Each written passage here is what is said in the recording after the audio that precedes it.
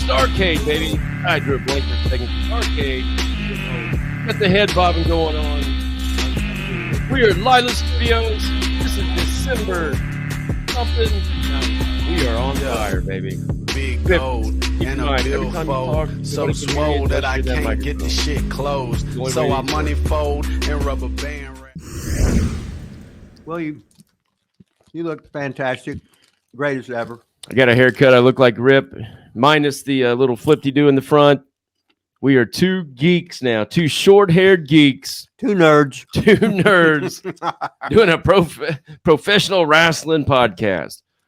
Nobody's going to watch this. Nobody watches our show much anymore anyway. We used to get like 300 and 400 views. Now we get like 120 or something like that.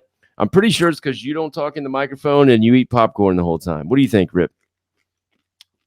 If I ate some more, we might have less. Right. That's exactly what I just said. Okay. I just agree with you. That's what I just said. That's like you do with your wife. You just agree with her. Well, yeah. I mean, of course, you got to. Remember, we're on this camera right here, Rip, and we're in the microphone. Okay. Camera up there. I'm glad you could finish up that popcorn. Well, I had to get the crackling in so you for episode 41. What's been up, Rip? Man, I've been on the road all week, been working. I got the real job again. Have got no new content out. All I did was our show, I think, on Monday. I still got the Rob Conway interview that I got to put out. Done nothing else since then. No clips, no wrestling, no nothing. I've been working. What have you done, Rip? Have you done anything on our channel? I haven't been able to pick it, take a look at it yet. Have you put anything out there on our channel by chance? I think so. I think I sent it to the wrong place, though, so it didn't quite come through But yet. you put it on, what was the old platform? The MySpace. Did you put it on MySpace? Is that what you did? MySpace? I never had. You got to talk louder than this shit, Rip. You're whispering, man. Well, you're yelling. I know. Have you ever watched our show? You have to kind of yell so you can be heard a little bit. My damn shoulder's killing me. Have you ever watched our show where you can hear everything I say and you can't hear anything you say? Well, what I do is I sit there. When I see me talking, I turn it up. And when I see you talking, I just turn the sound off. So you think everybody else should just do that too? It works for me. Oh my God. I'm still thinking. Oh, as a rib, this guy keeps telling me what a nice haircut I got, just so I can cuss him out on our YouTube stuff. No. Or what do you mean? This guy, like on the internet or at work? A guy from the gym talking about, oh, my hair looks so nice. So I always cuss at him. I use profanity towards him because I look like just a stupid nerd. I look like an AEW wrestler. I mean, I don't want to say that. Yeah, I might get signed now by Tony Khan with my new haircut. You're right. What do you think, Tony? Yeah. Looking good, man. Looking good. Get me in there, AEW. I bet Tony see that hair and his eyes would widen. Well, they can't be widened anymore. Well, that's true. You know. So yeah, Rip was on me today when he saw me. I had no hat on when he got to Lila Studios today, and I got the sock hat on. Oh yeah, that looks good. I don't get what you're talking about my hair when I got the same haircut basically that you just got. Yeah, but you look like a stud because you had the full bushy beard, and you had the hair, the locks coming out in the back and everything. No, you look good. I was trying to keep from looking like I was 68. A little bit of difference there. You're in the prime of life. Yeah, but you're the hustler, Rip Rogers. You're a national phenomenon. You're a legendary professional wrestler. You're known worldwide. Rip Rogers with the long hair, the flamboyancy, all that stuff. Now look at you. Shawn Michaels had long hair too. He's growing it back. He is. Yeah. If he grows it back, will he have any hair in it? Yeah, well, still looks. Triple H used to have all that hair. Yeah, too. He's a dork too. I'm not saying. So in other words, we just end up being a dork no matter what, right? No, some people leave their hair long. Boogie Woogie Man, how old is he? He never cut his hair.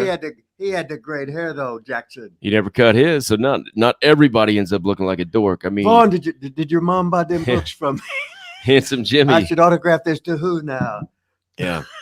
Handsome Jimmy Valiant came to a local festival that we had in the big town of Seymour, Indiana. And I helped, Rip connected with him to help him get set up. And then so now Vaughn's over. Yeah, that's right. Then the King came in. And the King buy a book? No. But the mother, Even Queen Kathy came in. she My bought mom, how many books? She bought everything. Okay. Everything Handsome was selling, my mom was buying. I think Hanson was probably talking about how, and he was referring to how old she was, no matter what was. Oh, no, you look like a grandbaby, you're so young. Oh, yeah. Young and beautiful. She said, what's his Angel? Is it Angel? Angel, yeah. Uh-huh. So Angel had written or published or made, it was like a children's book. And so my mom bought the children's book. And my mom said that book's not very good. That was a hot item, baby. It was made with love from Angel. She wasn't very impressed with the book from Angel. Let's see. When I met Jimmy, first he was with Claire. Then he ran into Big Mama. Big Mama almost destroyed him. And now he's with Angel. Angel, though, that's the woman of his dreams, though, right? I mean, they've been together for quite a while now, haven't they? She's a nurse. I think she's a nurse. So she always had that income coming in. So whether Boogie was struggling with work or struggling with not work or with just he's just busy being over. What can you say? All right. Boogie's one of my favorites of all time. You know what he said about you, Rip? Nothing. No, he did. Of course, I asked him about you. No. Okay, here's Jimmy. Jimmy says nothing but positive about everybody. For the most part these days, but I'm talking about what he said about you, though. Oh, brother, he's out there. He said that you just used a little too much profanity for him. You had a potty mouth. He said he couldn't take all the profanity. Oh, well. Besides that, I think he really liked you. He just said that if you could just watch your language a little bit, he'd like you a little better, I think. Oh, well, I'm gonna be able to sleep tonight. Give me a Woogie Man. Didn't you used to like drive him around or something? Wasn't that kind of the deal in the beginning? Where'd you meet him? Was that Hoffmeister's gym? Yeah, How'd that all go down? He used to come in the gym. Big Mama would drop him off in the front. It'd take him about 20 minutes to get out. They'd be lip locked for about 20 minutes, And Big Mama, she was a stripper at one of the clubs. Jimmy come in, blah blah blah. If she didn't drop him off, then it would be Major Duke George dropping him off. Oh yeah. And then then the Major would be smoking dope around town. About 40 minutes later, he'd come back. Jimmy wasn't doing the Mr. Olympia workout, the one set of everything, just a little bit of partial rep, just get the blood going, brother. He used to look good at times. I remember back in the day. Well, I mean, when he got older, he was a little chunkier, maybe, but some of those old, probably from the 70s, I would say late 70s. He was a lean, mean fighting machine, man. He had the blonde hair, just a mustache at that time. I remember he had different looks. He had to evolve, baby. He was awesome.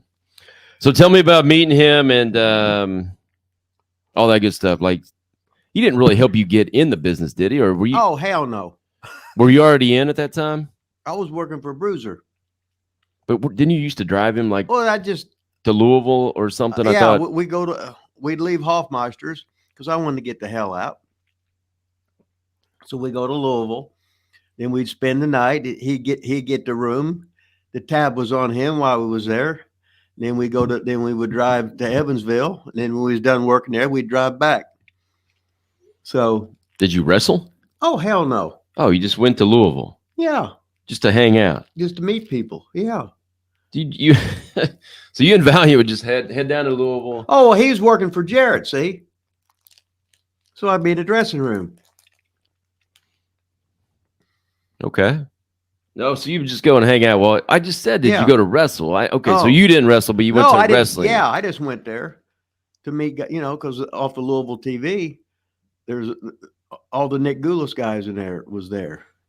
Jarrett's guys were there, whatever. So then when you see them at a show, you already half-assed know who they are and they've met you before. It acts like you're over, but you're not. So did he get you in Memphis? Oh, hell no. So that didn't help at all, like going down with him and hanging out and stuff? That didn't help you get in? I didn't really want to go there. But yeah, I guess. At that time, you hadn't been a lot of places, had you? No, I just worked a bunch of TVs and stuff. But anyway, you were just too over for Memphis, huh? No, I was fucking rotten, and I knew I was fucking rotten. I didn't want to be. Didn't want to go there till I was a whole lot better. Oh, I see. Yeah, it was. It'd be like they're sort of like the major leagues, and I was a goddamn playing at the boys' club, Salt and Pepper League, hitting the ball off a tee. That's how rotten I was. Where was Valiant from? Crawfordsville? No. He had a house in Niles, Illinois, right up there in the region up there. Because I'd been to his house. His garage was nothing but a shrine to him. He had all the wallpaper was pictures of him out of magazines, Bruiser's old programs, shellacked on the walls. Then he had his gym in there.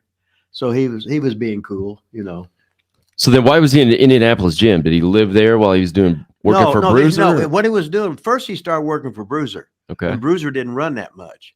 So then he had guaranteed days with Bruiser. And then he started working Memphis in the off days. So he'd work like with Jarrett, he'd work the Memphis, Louisville, and Evansville for sure.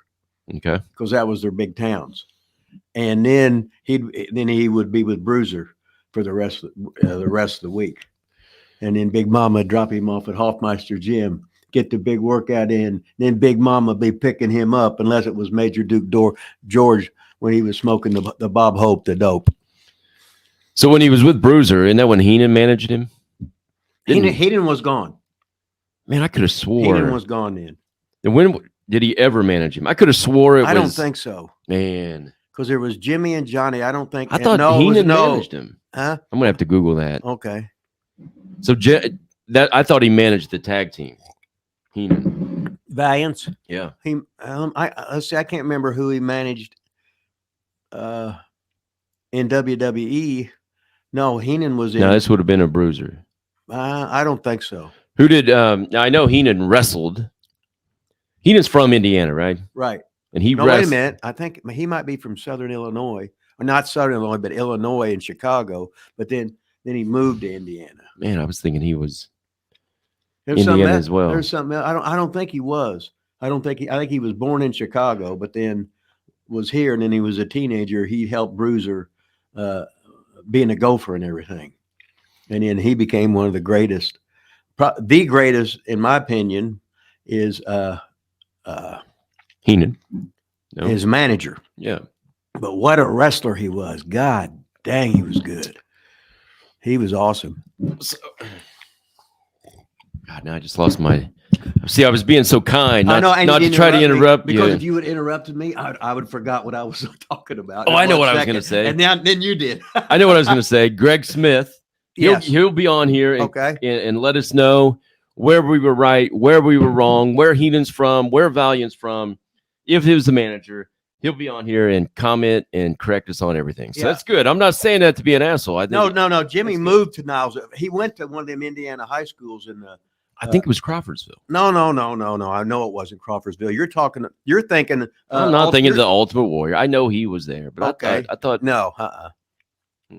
No, he was the Northwest of Indiana. Okay, so where did Heenan start wrestling? Was it with Bruiser? Right. Was it? Yeah.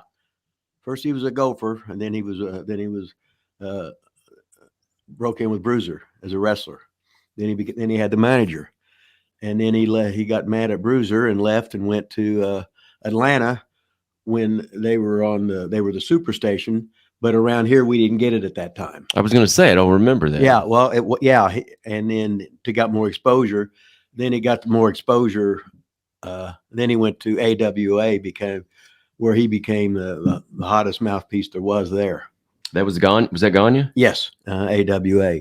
That's where Hogan went. Everybody wanted to go to the AWA more than WWF. Wow. You made more money and you worked less. It was considered the WWE of then was what it was, because WWF was just a local territory. Yeah, just like the rest of them. Do you know why him and Bruiser clashed or whatever happened there? Heenan? Yeah. Well, probably it was just he got tired of being there. You always want to spread your wings, and Heenan was just so good, and Bruiser was lazy. He didn't run very much. So as a worker, he was stagnating here, sitting on his ass. Where, see, Bruiser was partners with Gagne in Chicago, so he had guaranteed money coming in, and he worked every third show about with Sam Muchnick in St. Louis, so he had that guaranteed money. And then he was partners with Jarrett in Louisville. So for a while, see, Bruiser used to run Evansville and Louisville, and then he stopped because he didn't want to. He didn't need to. He was already rich. So Jarrett ran him, and for a while he paid Bruiser a booking fee. Then after a while he just said, "Poop, I ain't gonna do it." Bruiser just shook his head and laughed like he got something for nothing anyway. So this being one of the boys and everything. Yeah, that's wild, man. All the history you learn here. Yeah, that's right. History lessons, pro wrestling history lessons with the Hustler, Rip Rogers. Now, you were the Disco Kid originally for Bruiser, right? No, I was Mark Shira. You were first? Yeah. Oh, yeah. First I was him. Then I went to the Maritimes in '78, and I became Hercules Samard. Then when I went to Maritimes and got into Nick Goulas. Randy and his dad got me in for Nick Goulas, but I'd worked for him before. Yeah. The Christmas in '77 Christmas night, me and Lanny Poffo were tag partners, and that's when I had the black hair and everything. So that's why they took me in the Maritimes, because Christie recommended me. He said, "Oh no, he's green, but he's got a good attitude." So that's how I got in the business. And then once that happened, Randy took care of me, got me booked for Nick Goulas, and then Randy's dad got me booked in Mississippi for Frankie Kane, and Lanny got me booked for Don Owen in Portland. And when I went to Portland, then I went to Vancouver too. And then it was time to come. Randy said, "Nope, come on, it's time to come back." So I left Don Owen in Portland, went back to Lexington, and moved in with Randy. Okay, let me ask it this way. What was the question? when did the Disco Kid? When was the Disco Kid invented? Nick Goulas. That was my great idea. Were you ever the Disco Kid with Bruiser? No. Oh, no. So where would I have seen that on TV then? Nick Goulas? Would I have gotten? Yeah. Oh, yeah. I was on Louisville TV. I think it was Channel 41. Yeah. Mm-hmm. That was. Oh man, I always thought that was. No, it was Nick Goulas. For a while, then, see, Jarrett was partners with Goulas. He broke off. And pretty much Nick Goulas kept Tojo and whatever, and Jerry Jarrett had Lawler. That was the big thing. So, see, Memphis used to be one of Nick Goulas's towns. Louisville used to be one of Nick Goulas's towns. Evansville was Nick Goulas's town, and Jerry Jarrett took all those. And Lexington too. I do remember Mark Shira now. He used to get like beat up pretty good. Like he would lose. Oh, I never won a match for Bruiser. As like not a like, hey, I'm Rip Rogers, like WCW type lose. You just kind of went out and got beat up, didn't you? A little bit. No, not really, because Bruiser just televised house shows, so you got a little bit more. Did you? I just remember. I remember I got to put a domino stretch on Ivan Koloff. Did you really? Oh yeah, that's awesome. I just remember as a kid watching you on TV. It was, now that you mention it, it was the Mark Shira, because I would watch it, man, and I would think, they're killing him out there. Like I would I thought it was real, you know? I did too, the guys I was working with. I thought it was real. I was like, man, they're killing. I remember somebody, God, I can just remember it. I know it had to be true. Put you like in an airplane spin. I can't remember that at all. No? Put you in an airplane spin. I can't remember that. And you were done. No, I don't. No. I'm 100%. I'm 99% sure. Well, okay. I wouldn't bet my life on it. You might be croaking. You don't think so, huh? No, not an airplane spin. I think so. I'm trying to think. See, I remember I had the Crusher Purdue bear hug. Ivan Koloff come off the top. I used to have a picture of that where he's in the air, knee dropping down on me. Because I remember that night I worked with Ivan Koloff and got squashed in the main event. He was wrestling Dick the Bruiser.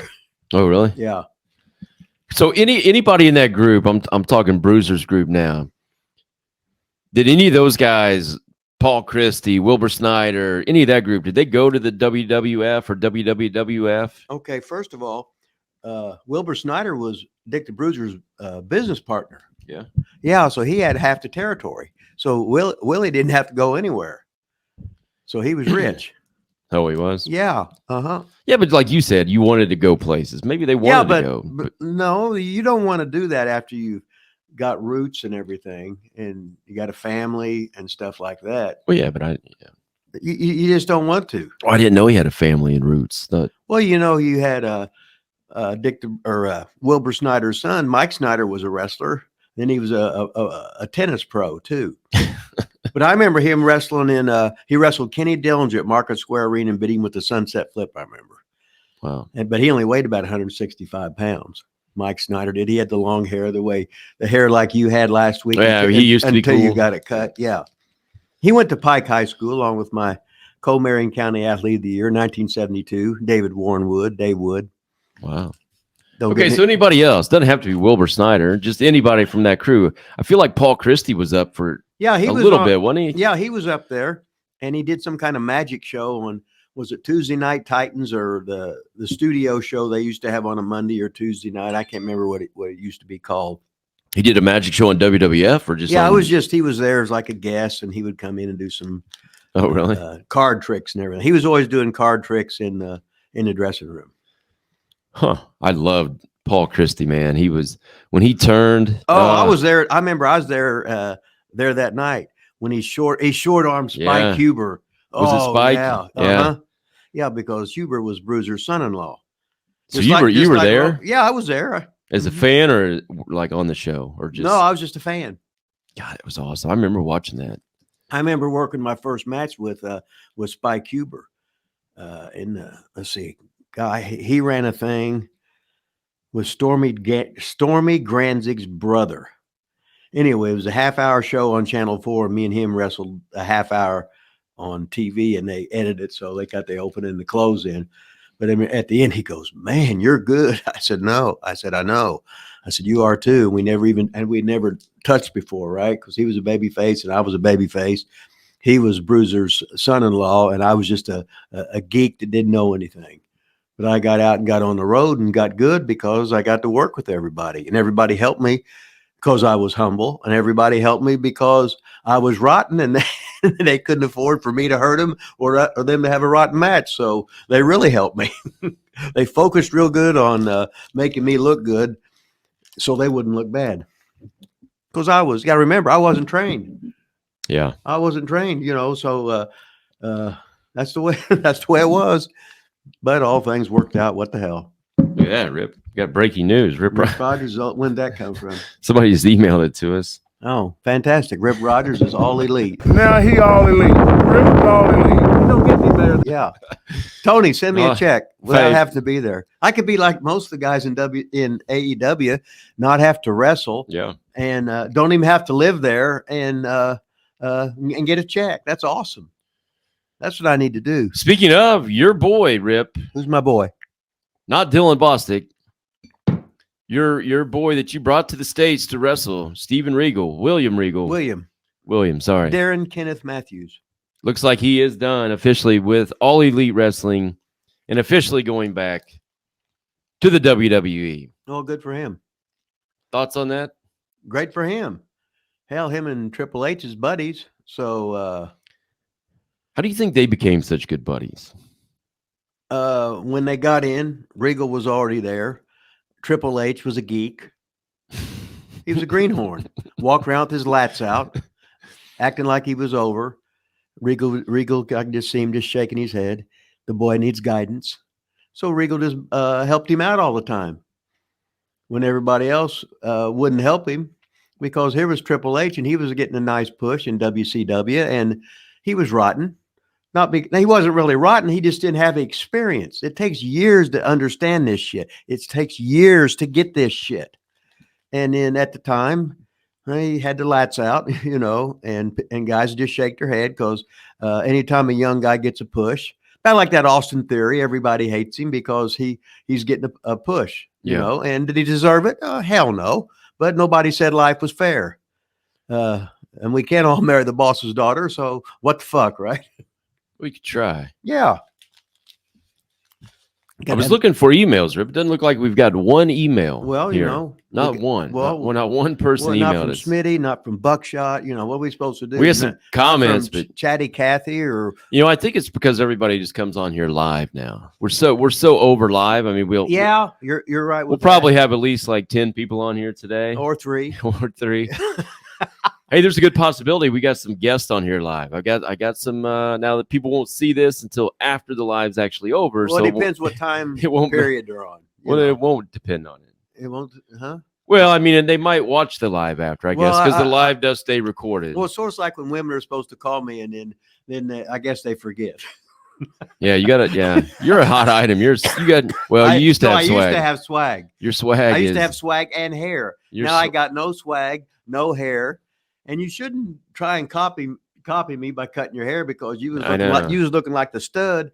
I could see a whole trail of women chasing you and some young guys. I was looking like a stud, and now I'm looking like a dud. Yeah, from Studley to Dudley Jackson. I remember we was in a car one time driving. Jimmy goes, "Marcus, what's over?" I said, "What?" He goes, "What can I put on my tights?" So remember them tights ever had he had lay down Sally. I don't remember that one. He had lay down Sally on the butt. That was just. I said, "You got to get some songs and stuff, then put some stuff."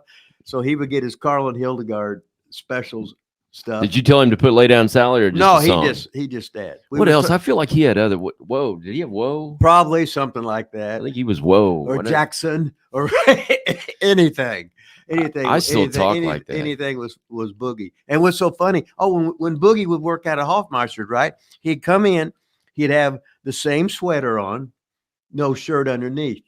He'd have the pair of bell-bottom blue jeans on, no undies on. Then he would have the cowboy boots on with no socks. So there was just 3 things. Now, would he work out like that, or that's just what he wore? Oh no, then he would take the shirt off. And let me see. He would have some kind of gimmick rag stuff he could put on, but none of the thing where you could see his legs, Oh, well, yeah. I mean, I understand where he's coming from. Yeah, but he was looking, he said, "Man, Jimmy, go work them legs." Oh, now I'm all upper body. That's what I base my legs on. Yeah, he was another boyhood idol of mine in the wrestling business. So I was like, I want my legs look just like his. When Jimmy was starting in the wrestling business, he worked at a gym. So when he was really jacked, he was real heavy. He might have been 280. And really, yeah, he was huge. And this is when he worked at the gym. He said, "I could train all day." Yeah, feel like you at Crossroads. Boogie woogie, baby. Chappie did make a comment on our episode 41. Said, nice short episode, but it said, "Seeing Rip's new hair is not the best trademark I grew to love." Yeah. Oh, he's right. I think Chappie's a she. I don't know. Well, if Chappie is a she, that means she was squirting. Rip used to be squirting, not no more. Rip should have kept it as it was. Now he has no swag. Oh God. You said I had no swag. I said I no swag. And now Chappie realized it and says I no swag. Yeah. I have no. Now I sort of look like Weasel. I probably got. Do I have any hot dogs on my neck? I see a couple. I see a bunch of hairs growing out of it. Shit. Never cut your hair. Why didn't they like shave your neck a little bit? I tried to, but the blades a little bit old. Your neck hair is longer than your like normal hair. You got to see that. I got hair this long on my chest, this year on my belly, on my back, and it's all white too. Disgusting. Oh, I'm just cutting. God, what has happened to you? I'm just cutting my own throat if Chappie, if he wants to have a little excursion with me or anything. God, just remember back in the day, Crossroads Gym, I'd come in and I'd be working see you in there, and you'd be leaving, and I'm still working out. You'd be done, and then I'd go in the locker room, and you'd be shaving the body and hitting the tanning bed and combing the hair in the tanning bed every day, and always had dyeing the beard. Had the sock over the worm so you wouldn't get a burn up worm. God, you were awesome, Rip. I was, wasn't I? Yeah. I was just imitating Handsome Jimmy. And you had the swag going with the long hair too. You were almost back. All right, let's not get our hair cut again until this time next year. Never again. Well, I'd get mine cut every December. Okay. Next time I'm gonna get it. Just make sure it's just. I have to do it myself. Just trim it. Boom. I would just take the scissors and comb it down to be about down to here, then I'd trim it up to here, then it was okay. Got another question for you here. We hit on Mistakes in life. Somebody said something about AEW a little bit ago. Maybe that was me. Did you see? Did we talk about this last week? Did you see the match with the Outrunners on AEW? I watched it. Did you watch it? No. Oh, wait a minute. I seen a clip when Randy did this big spot with the block the hip toss, whatever was, and this and that. Anyway, Randy and Shiloh's working. The Outrunners are working again in Lexington when they, and I don't know if it's this week, next week, or whenever. For AEW? For AEW, yeah. Mm-hmm. Man, I thought that match was awesome. Yeah. Well, I know it would be.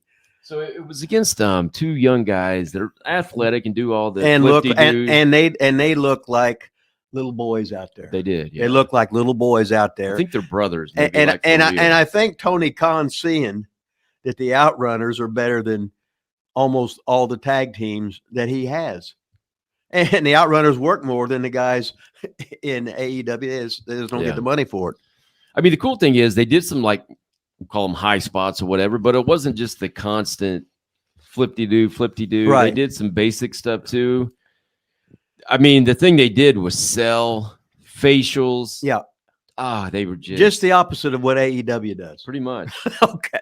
And then I don't know if you know the guy. He's in the Jericho Appreciation Society, that Matt Martell or Matt, whatever they call him now. He was in WWE for a little bit. He kind of reminds me of a Jimmy. He's got great facials, but they have him because I think they were on that Friday night internet show. Was what the Outrunners were on. Okay. So they film, like, actually, I think it's 4 things. They do the Wednesday night Dynamite, Friday night, what's it called? The Friday night show you can watch on TV. Yeah, I don't know what it's called. And then they got Dark or Elevation and Elevation Dark or something, like 2 internet shows, I think. So, okay, just hearing that right now. So when they was in Indianapolis, I think they did them all that night. Okay, so anytime you have an audience and you have a long show like that, people are just saying, I am never coming back to this. Yeah. I am never coming back to this. They were here on a Wednesday night, a school night, a work night, and they're going to have a show that lasts till midnight or whatever. People say, well, I ain't never going back to that shit. Greg Smith, correct me if I'm wrong, but does all those shows tape the same night, Wednesday night? When do they start? And when do they end? That's what we need to know here. Put that in the comments. Yeah, and I saw a clip. We'll get back to the Outrunners, but I saw a clip after the trios match with the Young Bucks and Omega. And it was Omega, like, addressing the crowd off of TV, so it wasn't, a TV thing. And you could see in the crowd at that time, like, empty seats just all over the place. Well, I think and then Omega said, we've got to film like another show, so I'll make this short or whatever. And then they started leaving. So it was already like half empty when they were done with the main Wednesday night show. I think they had 3,600 people there. Oh, really? Yes. For the whole thing? For even the main shit? Well, once they quit taking tickets or whatever, that's what it was. Wow. So in other words, it was horrible. I wonder what Raw and SmackDown do now live. Oh, no, they had a show in Rochester, and it was just the thing. It was live. I don't know. They had some show they had there last week. I've been on Raw, not a house show. Like, what do you think Monday Night Raw? Did they still get 10,000 people there? Oh, I doubt that. Yeah, they had a show from Rochester, and it looked like there wasn't any people that wasn't at ringside. That's how bad it looked. The last time I went to one of them, it was all tarped off. All the upper deck was dark, and the non-hard cam side was tarped. Even basically where the hard cam was on the side, everything around it was tarped off. See, I remember every sport was the first Super Bowls. When you see clips of that, there might be 20,000 empty seats there. Oh yeah, yeah. It didn't become a big hit overnight. Yeah. Pro football, pro basketball, pro baseball has always had growing pains where if you didn't draw, then the franchise left there. And that was just part of business. It's like opening up another hamburger joint. Oh, didn't make it. We're out of business. What are we going to do now? You're out of there. Anyway, that Matt Martell or whatever his name is there, I can't remember his name on AEW. He's a wrestler, but they had him on commentary. He was putting over the Outrunners big time. Good. He was like, "Look at these these guys are awesome," and blah blah blah. He loved them, and then I saw, I think it was God, we never remember their names. Turbo Floyd and Truth Magnum. Yeah, that's it. They had posted, one of them had posted on Facebook. Some guy on YouTube that has a YouTube show, like ours, he had like a 10-minute segment on the Outrunners. Maybe they paid him to do it.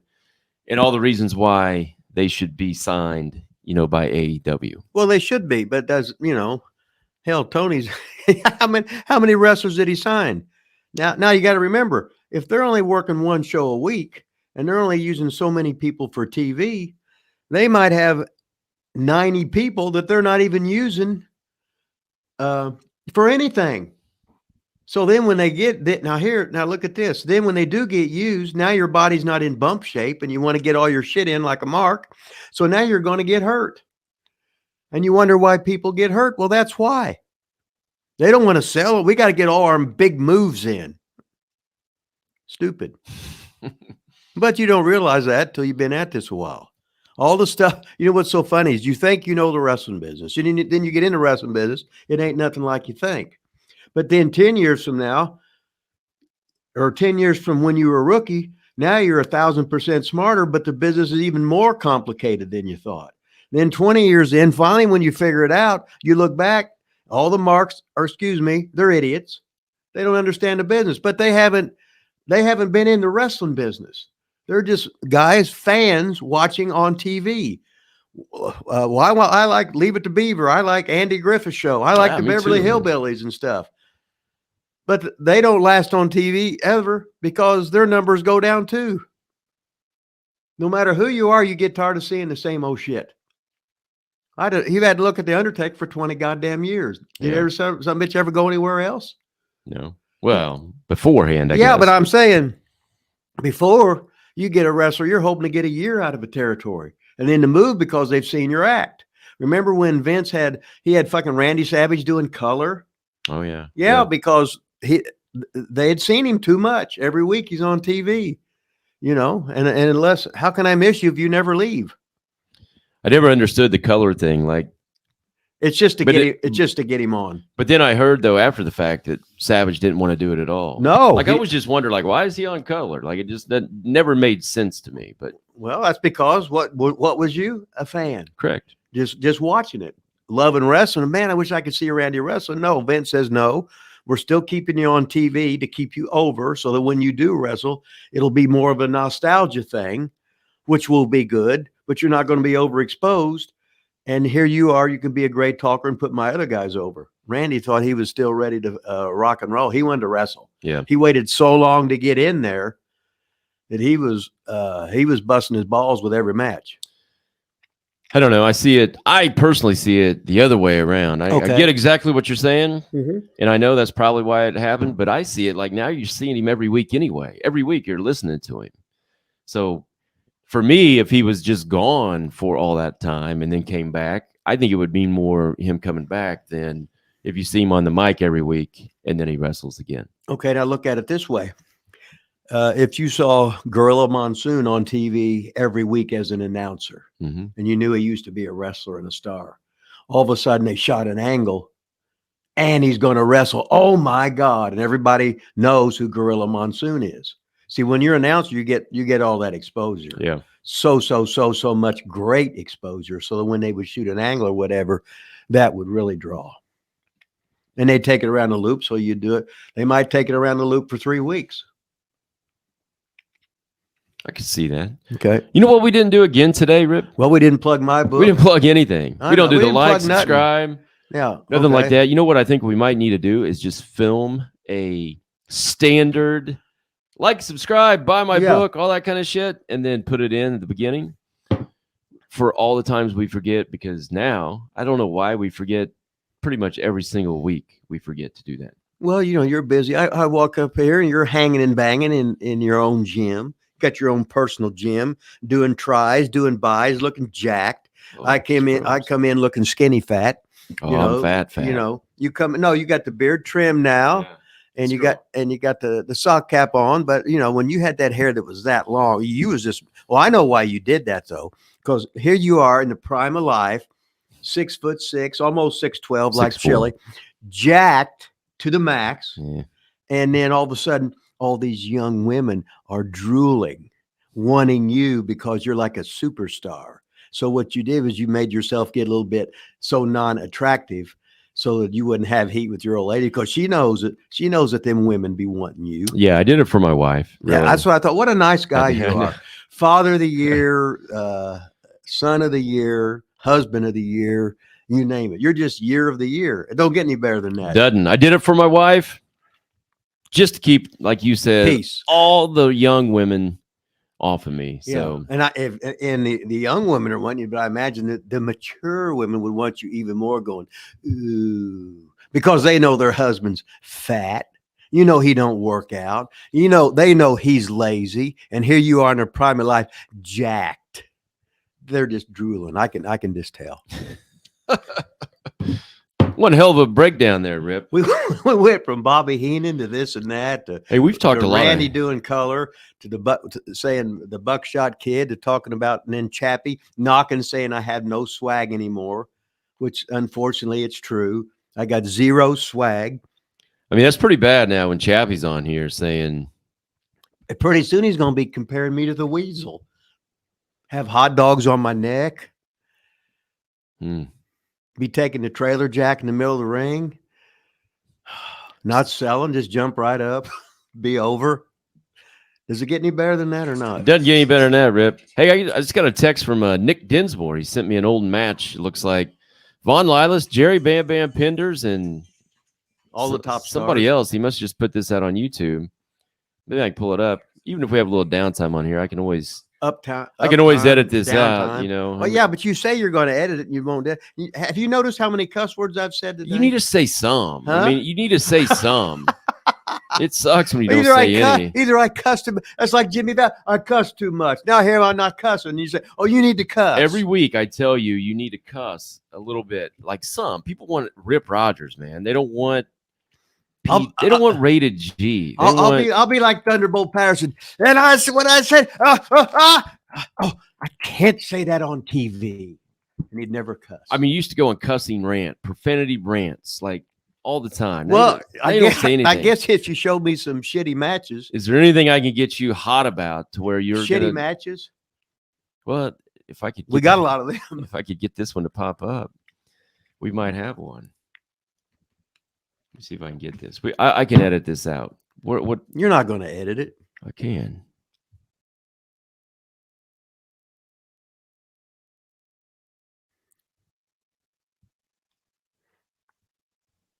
Did you play your Powerball tickets or anything this week or anything? No. Oh, if we got like $1 billion, we could open up a wrestling thing. Of course, you could be the champion. I'd be a hell of a champion. I mean, I can't believe you would ever make me champion over your favorite son, though, Dylan Bostic. Well, he could be tag champion. Tag champion? Who would he be tag champion with? Well, you could probably be tag champions with him. Oh, me and Dylan? Yeah, because he's smaller, so he can sell, and you can make the big comeback and chop the shit out of everybody. And then he can come back and get the win with a big move. One big move, Or have a little move. What the hell? I saw somewhere your boy. How come everybody's my boy? Your real life boy though, Dylan Bostic, is going to be in on TV wrestling or something. I saw he posted that on Twitter or something. What's going on with that? He said he's back? He's a big time wrestler again, something like that. You know anything about that, Rip? Well, he quit wrestling for a while. He got tired of it. Yeah. Yeah, that's when he started boxing. And then he was supposed to box that pay-per-view and had to do something and didn't do it. So then he got hurt again. So who's he wrestling with? Really is the question. I think Jake Oman. That's the TV wrestling he's talking about. Oh no, I think that's when he was talking about when we're going to work for Rock and Adam Parsons in Marmet, West Virginia. I think was that the one we was talking about. So the one I'm going to. Yeah. So I'm going to be a TV star too. Is that what you're saying? Yeah. On Roku or what all that stuff Adam's on. I don't understand Roku and this thing and that thing. You don't understand him? Well, I don't know how it even works. So what the hell? I don't watch TV. You say that all the time, but then you tell me about stuff that you saw. Yeah, I see it on my phone. Somebody sends it to me. If I see a match or whatever, I don't watch TV wrestling. I don't watch wrestling. It pretty much repulses me. Well, it's okay. But then again, if you see shitty wrestling, you feel bad about it. It's like Cornette. You think he wants to... Can't you see him boiling about all the stupid shit he sees on goddamn wrestling? Oh, there's a cuss right there. So I slid one in. Yeah. Well, see, once I start talking about shitty wrestling, then I can't control myself. Well, not really. I listened to him, so I know that he talks about it. Mm-hmm. He did a SmackDown review the other day, and the entire review was like 10 minutes, which for a 2-hour show is not very long for Cornette at all. Mm-hmm. But he didn't even really watch it. He said he looked at the card. And then he said, well, I ain't going to watch this shit. I'll get upset. He didn't watch it. Guess how many matches there were? In how many? In what tape? A 2-hour SmackDown. A 2-hour SmackDown? 6. 3. 3? That's what he said.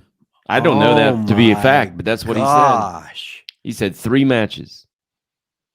See, you got to remember, wrestling is supposed to be on TV to get guys over. So if you got 2 hours to show a bunch of guys, you show a bunch of guys. So you ever see the independent promoters when they have a bunch of heads, but it don't have any name on it, and you're going, I don't know one person in there. Yeah. So the marks are saying the same thing. I don't know one person in there. If you're not on TV and you haven't been on TV, and this ain't memory lane booking. Of course, when there's a picture of me on TV, like everybody else, oh, here's a picture of him 47 years ago. Oh, yeah. Hey, he was looking good. Look at him now. Oh, my God. Looks like he's dead. He should be. Jesus Christ.